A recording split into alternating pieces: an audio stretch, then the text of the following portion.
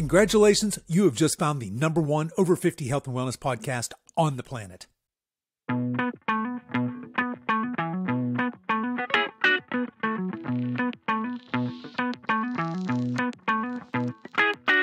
Hello, and welcome to the Over 50 Health and Wellness Podcast. I'm your host, Kevin English. I'm the founder of the Silver Edge, and our mission is to help you build and maintain a lean, healthy body that you love for the rest of your life, so that you can show up in the second half of your life as the healthiest, strongest, most vital version of yourself.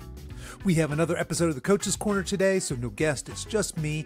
And of course, we'll be back next week with our normal interview format. But this week, I want to talk to you folks about calorie counting.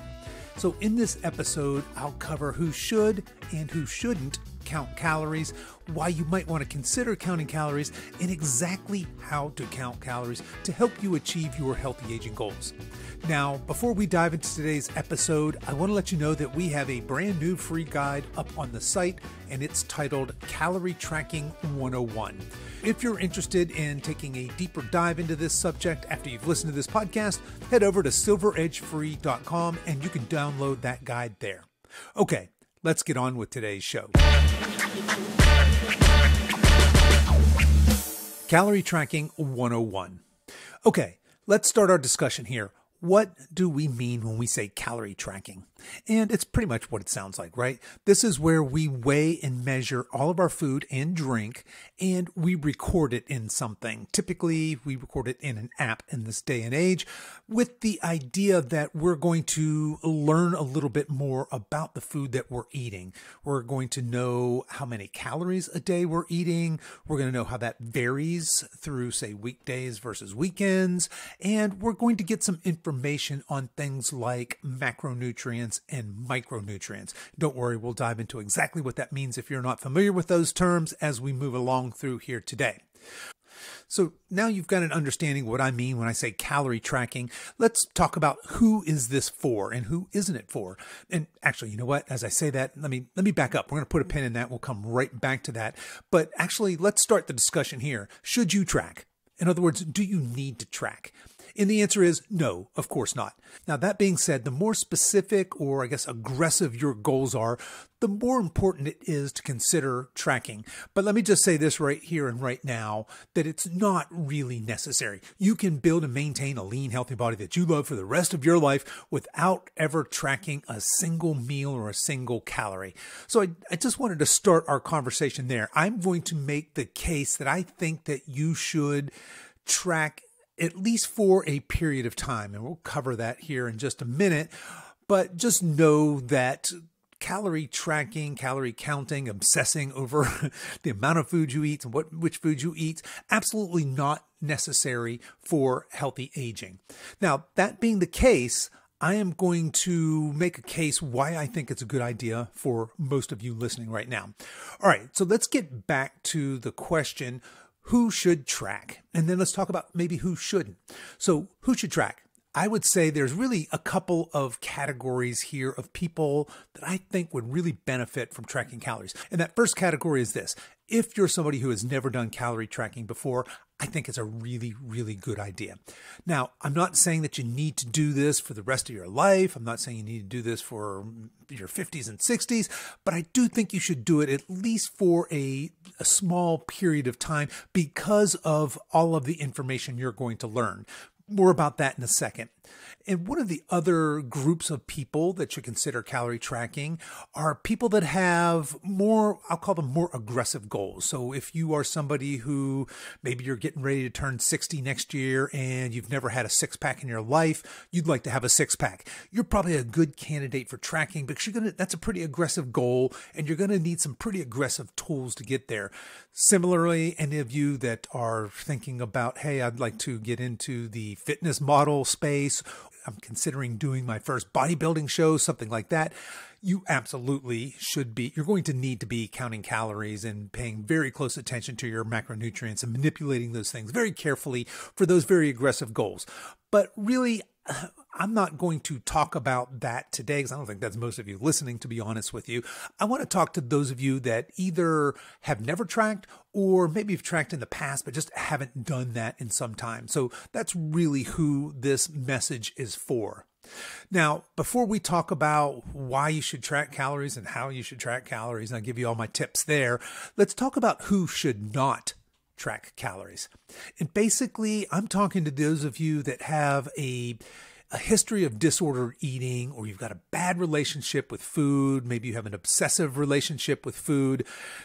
Calorie tracking is probably not good for you. So I'm going to leave that side out. For those folks, I don't really think that calorie tracking, even on a temporary basis, is a great idea. All right, so now we know who should and shouldn't track calories. Let's talk about why I think calorie tracking is a great idea.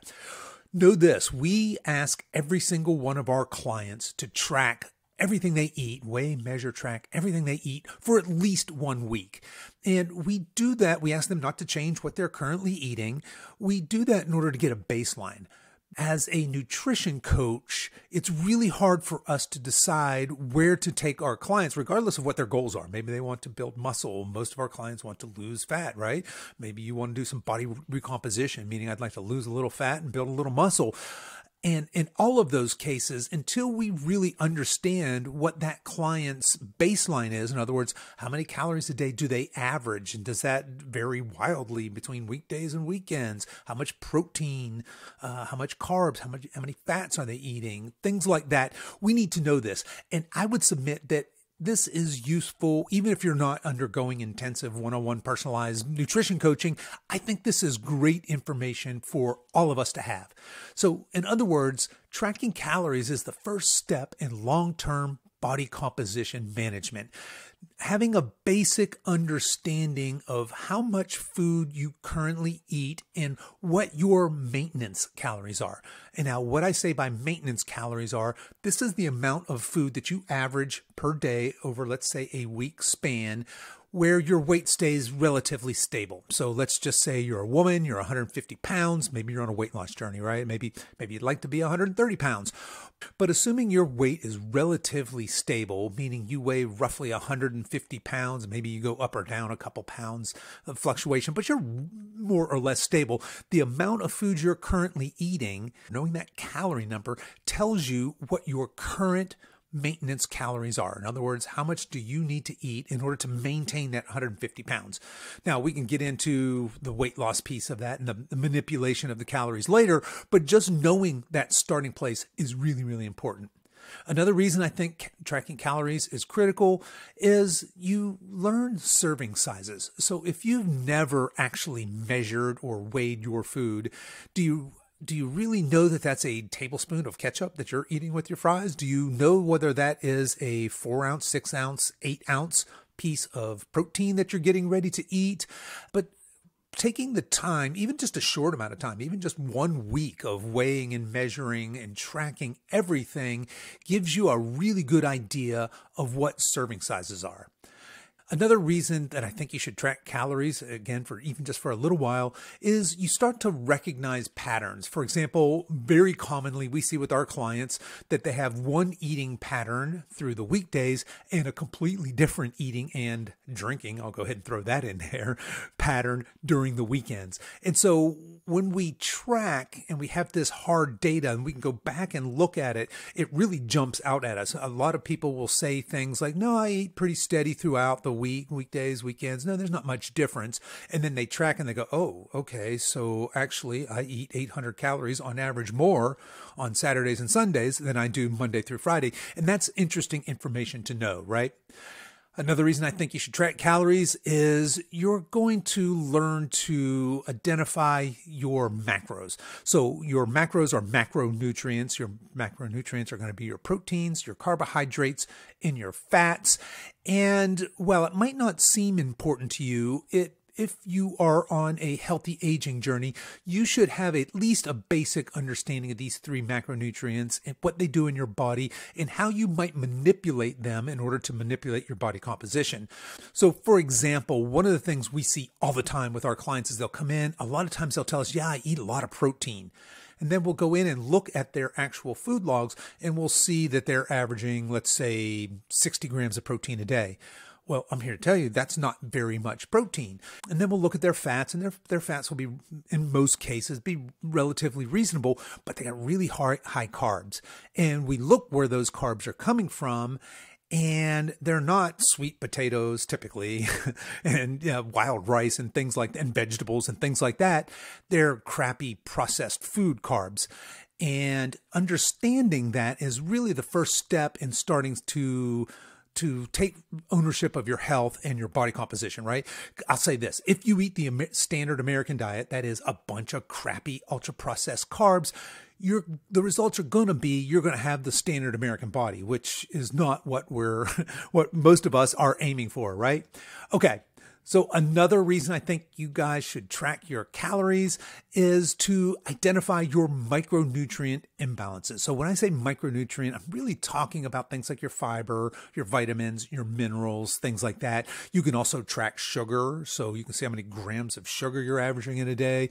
Most of us aren't getting enough fiber. We're eating too much sugar. And most of us are nutrient deficient in sometimes multiple vitamins and multiple minerals. And the reason kind of goes back to what we were just talking about in that standard American diet, which is 70% processed foods. It's very, very heavy carb centric, and we're just missing a lot of these vital micronutrients.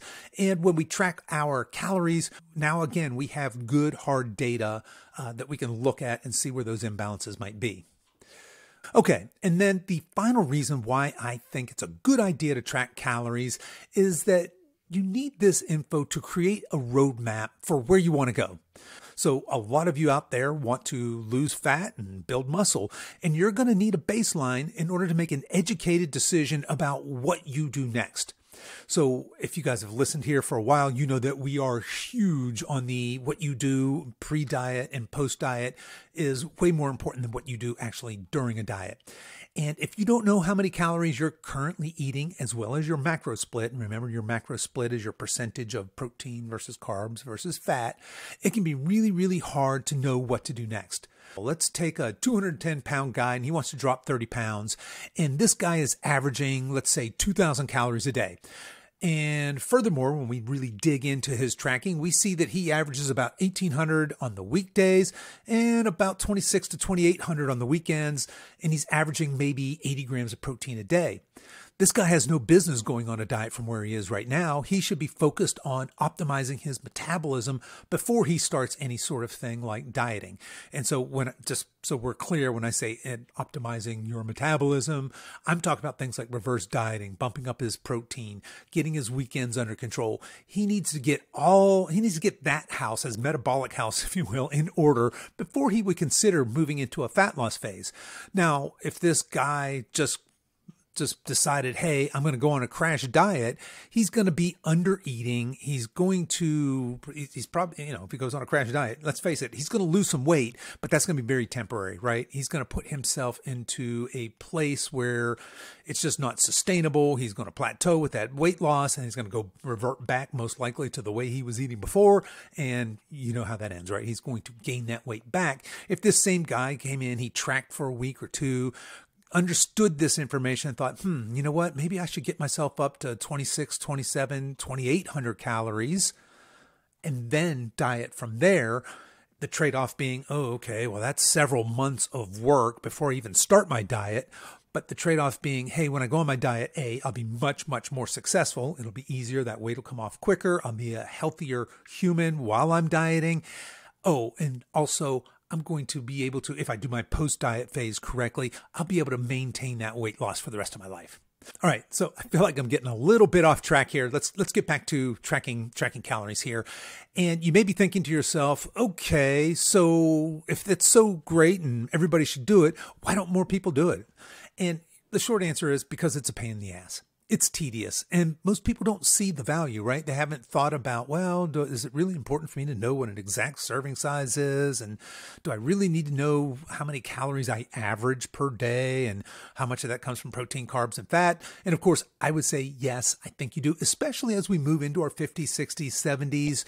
When, if you think back in your 30s, you could probably, quote unquote, get away with a lot more. You could probably drop a few pounds a lot quicker. It gets a little tougher when we get a little more, shall I say, mature. And using tracking as a tool, I think, is a great way to start on this journey, or to continue on this journey, or maybe even to jumpstart this healthy aging journey. All right, so we talked about who should and shouldn't track. We talked about why you might want to consider tracking. Now let's talk about how. How do you start tracking? So once upon a time, this was a very old school thing, and calorie tracking was pretty much in the realm of, I guess, bodybuilders were really the only people, and nutrition nerds were the only people who were tracking calories, because basically you had to write everything down like in a notebook, like on paper with a pen or maybe a pencil. And then you would actually go to a printed calorie database and you would look up different foods and you would write in the serving size and the amount of calories it had. And we've come a long way. If that was still how you guys had to track calories, there's no way I would recommend it. It's just, that's ridiculous, right? These days we have tons of apps. So we have technology coming to the rescue.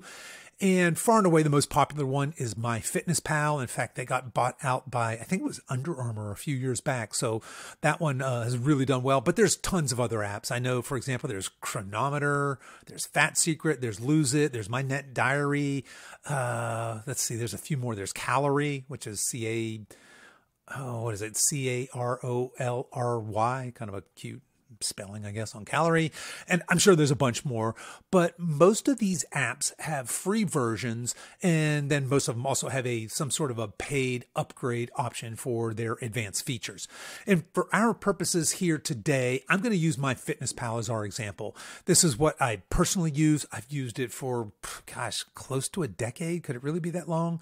It's been at least 5 years. And it's what we have all of our clients use as well, because it integrates with our coaching software. And I'll just go ahead and mention here that I still use the free version of MyFitnessPal. It was free up until about a year or so ago, and then they started, probably rightfully so, charging for some more advanced features. But just know that you don't have to do the paid upgrade, right? You can just, especially if you're just starting, you can use just the free version of most of these apps. One of the biggest things with MyFitnessPal that changed when they went to the paid version, right? The paid upgrade version, is that they have this really cool feature in the app. It's a barcode reader, basically. So you can scan any food's barcode, and I mean pretty much damn near any food known to man. And the food, along with all of the calorie info, the macro info, and the micro info, will magically appear into your app.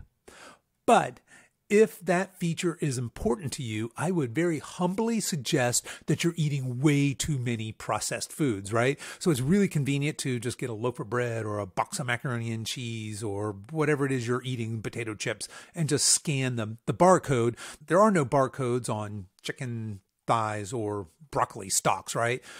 But just as you're considering starting this endeavor, know that you have a couple of options, right? There's a bunch of different apps out there. Like I said, I'm going to use MyFitnessPal as our reference here. It's the most popular one. The free version's decent, and it's got a great paid upgrade if you want it. Anyway, step one in mastering calorie tracking is learning to weigh and measure your food. It has nothing to do with technology or apps. It's just old school weighing and measuring your food. And when I say weighing and measuring your food and drink, I mean all of it. So for this, you're going to need a set of measuring spoons, you're going to need some measuring cups, and you want a digital kitchen scale. And you can find these on Amazon for under $20. And I'm going to make a note to myself to put that into the show notes, a link to that in the show notes. You guys can find that there. But let's just take an example. Let's just say you're going to have a peanut butter and jelly sandwich and you want to log this. This is going to be the first meal you log into MyFitnessPal. So first things first, you'd add the bread. Now, as we talked about, if you have the paid version, you can just take the scanner, get your bread, scan it, boop. It's going to put all the calorie information in there. And then you're going to say how many servings. So you look at the bread and it says 1 slice equals 1 serving. You need 2 slices. So your serving size is 2. You go ahead and make that adjustment, enter. Okay, your bread's in there. So for me, again, I don't have the scanner. I use the voice text thing all the time in my fitness pal. So for example, I would say Ezekiel 49 bread. And of course that would type in there, I'd hit submit, it would search, it would find my Ezekiel bread, I'd click it, I'd hit quantity 2, I'd enter. And then I would get my peanut butter out. And for me, again, I don't have the scanner, but if you had the scanner, you could just scan it. And in my case, I'd say Justin's classic peanut butter. I think that's what that is. It would come up. I would look at the peanut butter and it would tell me the serving size is 2 tablespoons. So I would click 1 serving and then I would measure out my 2 tablespoons of peanut butter. And then I would move on to my jam. Of course, I would say I've got, I think it's Crofter's triple berry jam or whatever it is, organic jam. It would come up. I would click it. It would say, I would look at the jam. It says 1 serving is 1 tablespoon. I click 1 serving. There, I've just entered everything into my app. I've got 2 pieces of bread, 2 tablespoons of peanut butter, and 1 tablespoon of jam. Now, that seems like a lot of work, right? Just for 1 peanut butter and jelly sandwich. But here's a little pro tip. Once you've added this the first time, the next time it's already, the app remembers what you put in there. So for example, let's say I'm going to eat this peanut butter and jelly sandwich the next day. If I just type EZ for the beginning of Ezekiel bread, it's just going to pop up. And if I eat that peanut butter and jelly sandwich a couple of times, the app will learn, oh, whenever he does Ezekiel bread, he's also going to use this Justin's peanut butter and this Crofter's jam. And so those 2 things will show up underneath. I can just click all 3 of them all at once and it pops right in there. So most of these apps are really good at learning your behaviors, good and bad, and they'll make it easy for you guys to put this information in. All right, so that's how we might track some processed food. In our example here, a peanut butter and jelly sandwich. That's actually pretty easy. If you have the paid version, you just scan the barcodes of those 3 things, you put in your serving sizes, and you're done. But what about a nice healthy dinner? Maybe you're having a delicious steak with a baked sweet potato and some steamed broccoli. How do you enter that? All right, so let's go ahead and talk about, you may hear people say, well, you need to weigh your meat before you cook it because it has a different weight before. That's nonsense. I weigh all of my meat after I cook it. And it's just for practicality reasons. I cook meat usually in bulk. For example, I'll buy that great big pack of skinless, boneless chicken thighs in the grocery store. I'll put it all on the grill at once. I throw it all into a Tupperware after that. And that's meat for the next few days, right? And I don't want to weigh that out before. It doesn't make any sense to weigh it before I grill it, right? Because then what am I going to individually mark each chicken thigh, how much it weighs? That's ridiculous. But if you're consistent about weighing after cooking, you're just fine. So I recommend weighing your meat after cooking. In this case, we said we're going to have a steak. So we take that steak, we put it on our little scale, we see how much it weighs. And again, we're looking to start to have some recognition of serving size. Remember, in our peanut butter and jelly, it's very useful to know what 2 tablespoons of peanut butter look like if you've never actually measured that out. Similarly, a sad, lonely, tiny little blob of jam, one tablespoon, that's a ridiculously small amount of jelly. It's kind of a sad amount, really. But it's really helpful to know what that looks like. Similarly, when we talk about something like a steak, what's the difference between a 4 ounce, a 6 ounce, an 8 ounce, 12, 16 ounce steak?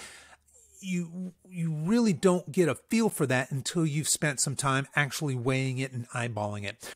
So in this case, we're having steak, potato, and broccoli. We would weigh our steak. We say, okay, it weighs 12 ounces, and it's let's just say it's a New York strip. I go into my app. I type in New York strip steak. It pops up. It probably says a serving size is 4 ounces. That's a very typical serving size for meat. I'm having a 12-ounce steak, so I'm going to put in 3 servings. There you go. Put in 3 servings because 4 and 4 and 4 makes 12 ounces, right?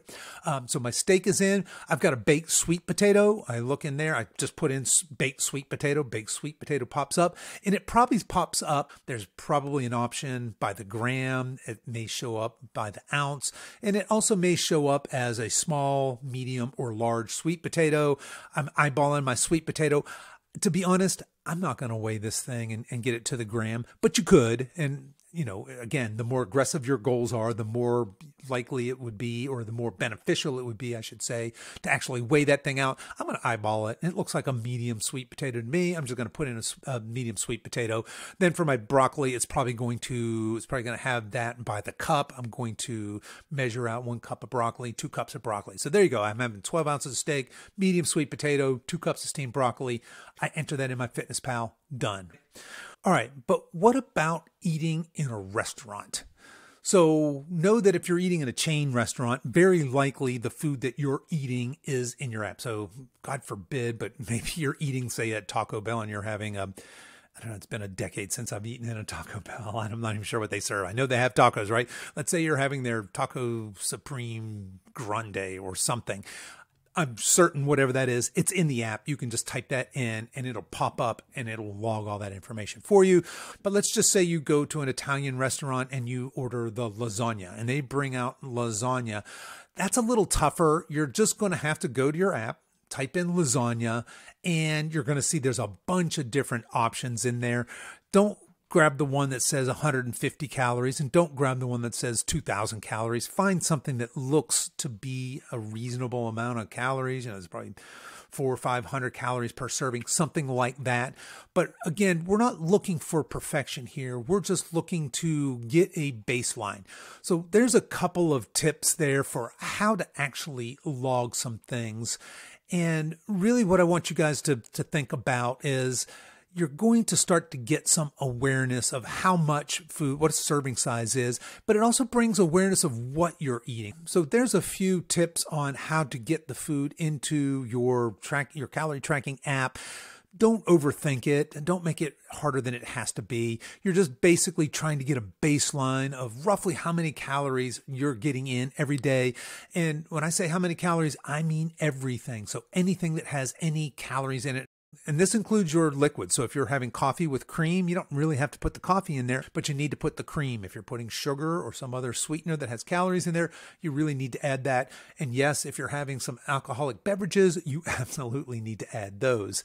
And my final advice on this is that if you're doing this for the first time, don't change the way you normally eat. Remember, the intention here is to get a baseline for average how many calories you're eating in a day so that you can know what your maintenance calories are. In other words, how many calories you eat each day to maintain roughly whatever your current weight is. And you're going to use that information later to make decisions on how do I, what's the best way for me to sustainably get to my goal. And now I'll also say that you can get pretty fancy with some of these apps, and specifically with the MyFitnessPal, and you can save meals that you make all the time. So for example, your favorite, casserole or your favorite smoothie recipe, you can actually take the time, enter all of those ingredients, just make what a serving size is and save that so that you can just quickly hit it again. You can also do things like you can input your goal for calories and your macro goals. So for example, you might say, hey, my goals are to eat 2,500 calories a day and to hit 175 grams of protein a day.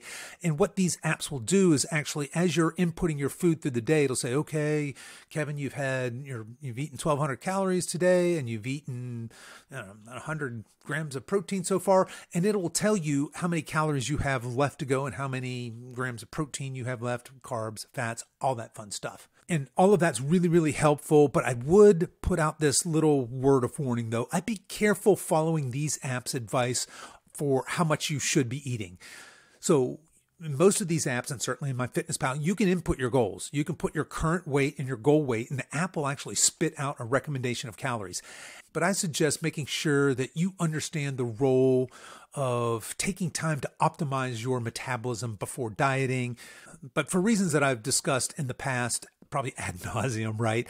I would strongly suggest don't follow the calorie recommendation that these apps are going to spit out based on your current weight and goal weight. Okay, now this brings us to what do we do with all this information? So we've kind of danced around this a little bit, but you guys know how I feel about dieting. And I say this all the time. What you do before you diet and what you do after your diet are way more important than what you do during your actual diet phase.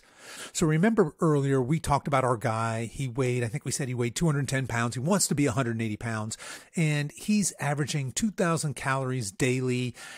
this guy has no business starting a diet from this place.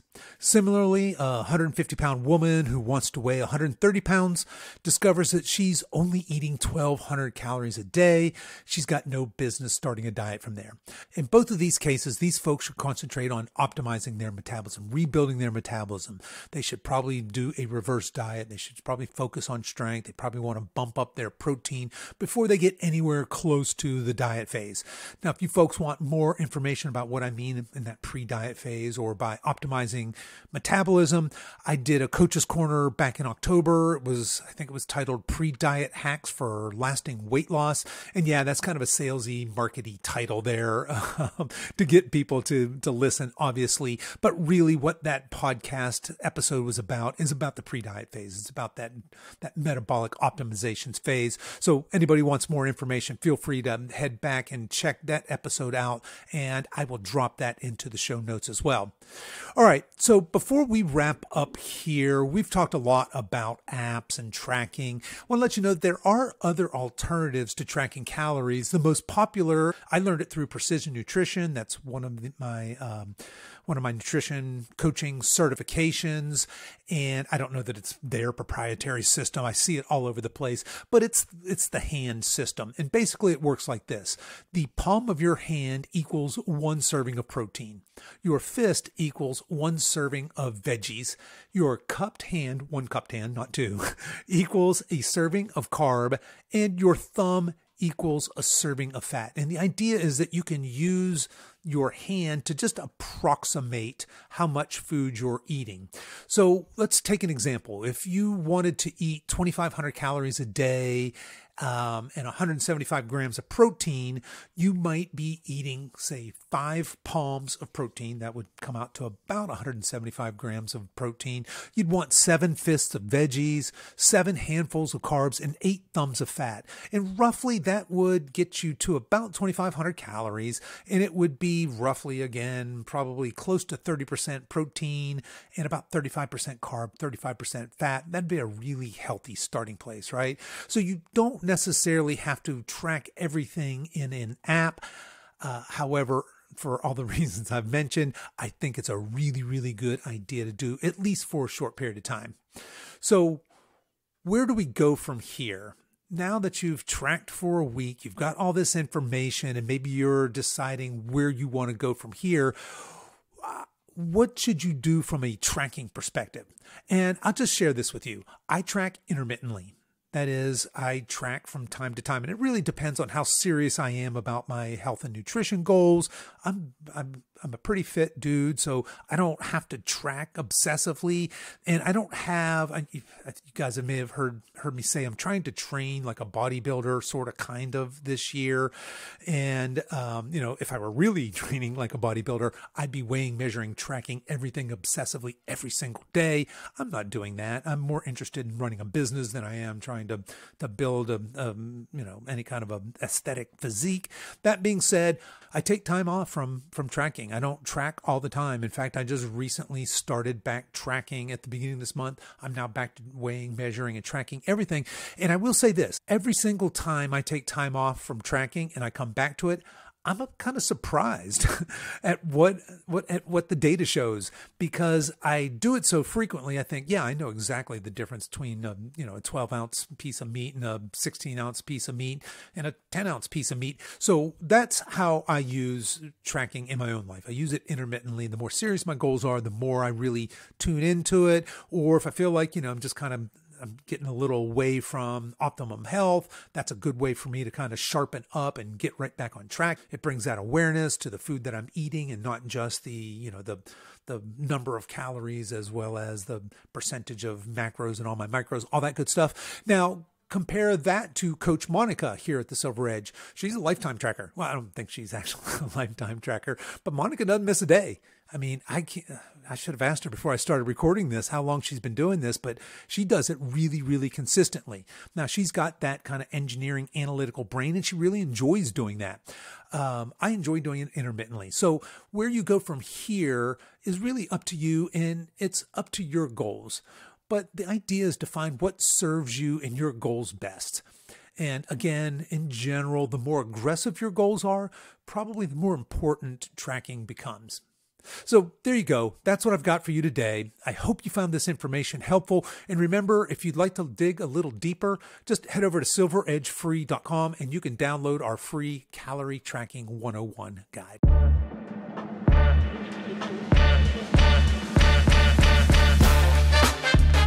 Okay, that's our show for today, folks. If you've enjoyed this podcast, I want to let you know that we have other free resources, including our most recent Calorie Tracking 101 guide over at silveredgefree.com.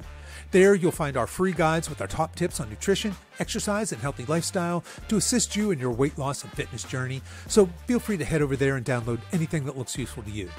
I'll put links to everything we talked about in the show notes, and you folks can find those over at silveredgefitness.com/251. As we wrap up our time together today, you can show your support for this show in two important ways. The first is to tell a friend about this podcast and encourage them to give it a listen. The second is for you YouTube folks to click the like and subscribe buttons, and for you podcast folks to please give this podcast a 5-star review on whatever platform you listen to podcasts on, and be sure to subscribe and follow so you don't miss any future episodes. I really appreciate you spending your time with me today, and until next time, stay strong.